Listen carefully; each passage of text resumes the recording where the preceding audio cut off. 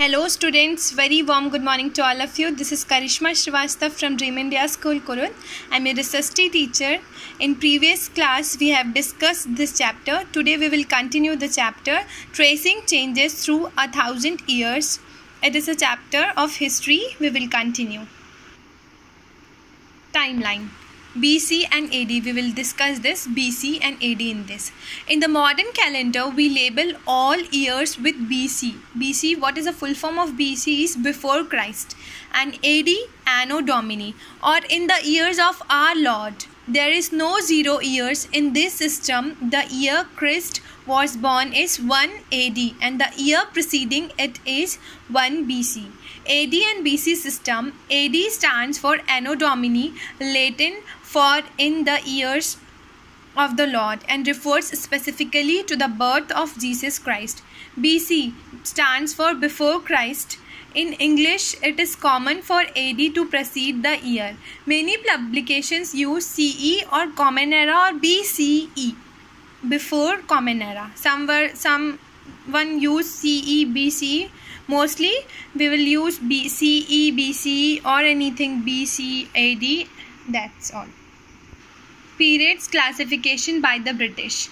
The British historians in the mid-19th century divided India's history into 3 periods: Hinduism, Muslims and British. It is popular periodization due to many more common and popular periodization of histories: ancient period, medieval and modern. The history we will study in the class 7th is medieval period of India.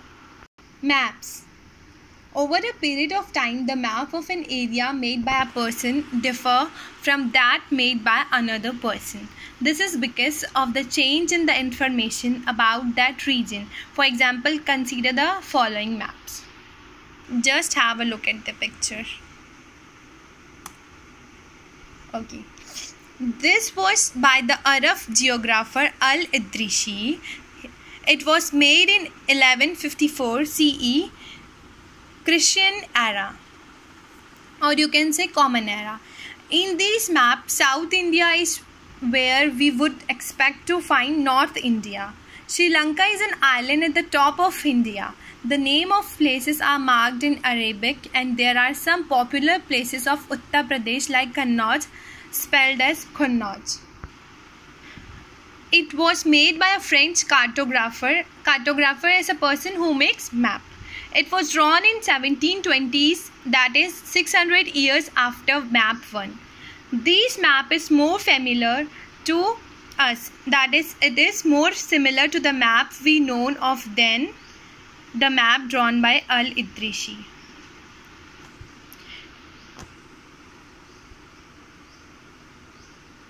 New and old terminologies. Information changes over a period of time in terms of the context in which it is produced. In terms of meanings and language, for instance, medieval Persian is different from modern Persian, both with reference to grammar, vocabs, and meanings. Now, the term Hindustan is interpreted differently. Present context. Today, this term refers to India. 13th century, this term was used by Minhaj-e-Siraj, a chronicler. It included, in the geographical sense, the areas of Punjab, Haryana and the lands between the Ganga and Jamuna. Was referred to as Hindustan. In the political sense, the lands that were a part of the dominions of the Delhi Sultan were referred to as Hindustan. In 16th century, this term was used by Babur to describe the geography, culture and fauna of the inhabitants of the subcontinent. In 14th century, the term Hind used in this period by the poet Amir Khusrau. Meanings of foreigners. Present context. In the present times, the term foreigners means a person who is not an Indian. Medieval period. In this period, the term foreigner meant a stranger who appeared in a given village, that is, a person who was not a part of that society or culture. Thus, a city dweller would consider a forest dweller as foreigners. Historians and their sources. The sources used by historians in the period 700 to 1750, the medieval period, there is definitely some continuity in the sources used by the historians of both the distinct period. For example, for obtaining information, they still relied on coins and other evidences, inscriptions, architectural, textual records, mainly manuscripts. Okay students, that's it for today. The rest portion we will continue in next class. Thank you and have a wonderful day.